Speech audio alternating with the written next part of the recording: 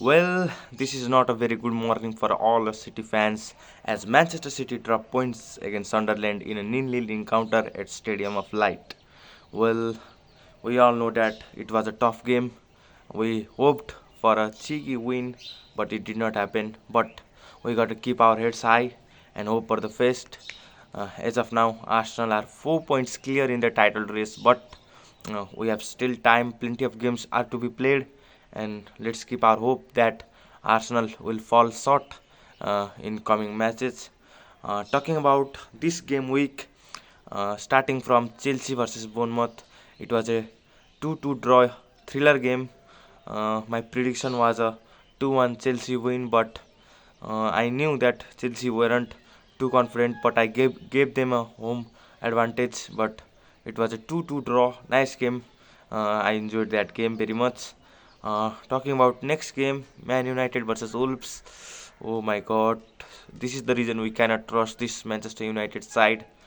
They drew against Wolves. Wolves, we have got 3 points in 19 games, and Manchester United are the reason they have 1 point. It was a very ugly game from Manchester United. They could have lost. They were lucky to even get a point. My prediction was a 3-0 United win, but I was massively wrong. I underestimated the Wolves side, but um, Man United, we cannot trust this team. It is a good team to finish seventh, eighth, but not up to that top four level. Next important game was Liverpool versus Leeds, where I predicted a 3-2 Liverpool win, but it was massively wrong again. This week was a week of draws. All major teams, top six teams, has drawn their game 0-0. So it was not a good week for football, but yeah, a nice week. If we talk from Arsenal perspective, yes, they were the only team that from top six they who secured 3 points. All other teams drew their game. It is a massive advantage for Arsenal as they dismantle Aston Villa 4-1. Aston Villa with flying high, 11 wins in a row, but fell short against Arsenal.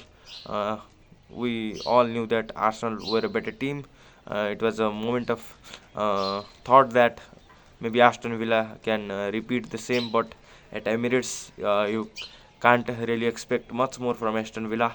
Arsenal dominated the game and won it 4-1. Talking about the last game of the week, Manchester City versus Sunderland at the Stadium of Light. Uh, I expected this game to be tough like this, but however, I expected City to win, maybe a 2-1 or 1-0. There were too many chances for us to be taken, which we missed. Yes, Erling Haaland had a bad game. Phil Foden had a bad game. Ryan Cherki has an okayish game. Matthias Nunes had a great game. Ake had done really nice job. There was only one positive from this game, which was Rodri, who seems to be back and playing nicely in the second half. Who played nicely, but Nico Gonzalez and Savinho looks like they are injured. We need to get the 7-year transfer done quickly so that it does not affect our team. Injury are big concerns, but we can't have any excuses in the title race. There is still time, still hope. 4 points is not of that of a big gap. I think we can cover it as Arsenal are yet to play City in the Etihad, and they have a tough run of fixture coming up against Bournemouth away in Liverpool at home. These will be tricky fixtures for them, but we also have tricky fixtures as we got to play Chelsea next. But Chelsea are without manager, so I expect us to get a result there. Yeah, this was the review of game week. Not a good game week for us as we drop points. However, we have to stay positive and hope for the best in the title race. I will be back with a game week 20 preview video.